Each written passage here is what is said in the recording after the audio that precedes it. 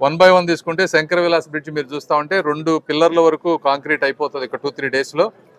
Around August 9th తర్వాత కంప్లీట్గా ఈ బ్రిడ్జిని ఆపేయాలనేటువంటి ఒక ప్లాను. 9th నుంచి అది డెమాలిషన్ చేసి మిగిలిన పిల్లర్స్ వర్క్ స్టార్ట్ చేస్తాం.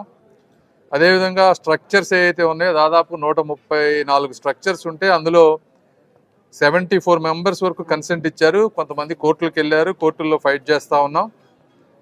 మిగిలినవి కూడా స్లోగా వర్క్ చేస్తూ ఉన్నారు. ఎలక్ట్రిక్ పోల్స్ షిఫ్టింగ్ ఇష్యూస్ ఇవన్నీ కూడా ఉన్నాయి. అవన్నిటినీ 1 by 1 క్లీన్ చేసుకుంటూ వస్తూ ఉన్నాం. అదేవిధంగా నందివెలుగు ఆర్ఓబి తీసుకుంటే వర్క్ అంతా కూడా మొన్న 10 రోజుల క్రితం శంకుస్థాపన చేసాం. మెటీరియల్ అంతా వచ్చింది, వాళ్ళు వర్క్ మొదలు పెడతా ఉన్నారు.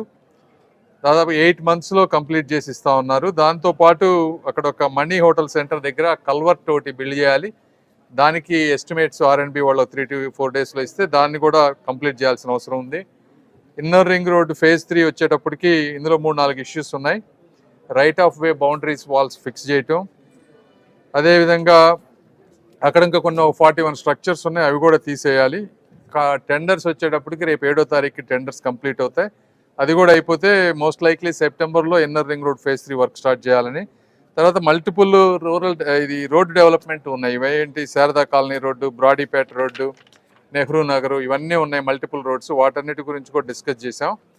ఇందులో LC నంబర్ గేట్ 3 దగ్గర ఆల్టర్నేట్ రోడ్డు వచ్చేటప్పటికి అది టెండర్స్ అన్నీ అయిపోయినాయి. 1 weekలో అది కూడా వర్క్ స్టార్ట్ అవబోతా ఉంది. ఎందుకంటే ఆ బ్రిడ్జ్ కూడా వర్క్ స్టార్ట్ అయితే మనకు అక్కడ ట్రాఫిక్ అవుతుంది కాబట్టి ఒక ఆల్టర్నేట్ రోడ్డు ఆటో నగరును అగతవరపాడు ఈ రెండింటిని కనెక్ట్ చేసేటువంటి ఒక ఎక్స్ట్రా రోడ్డు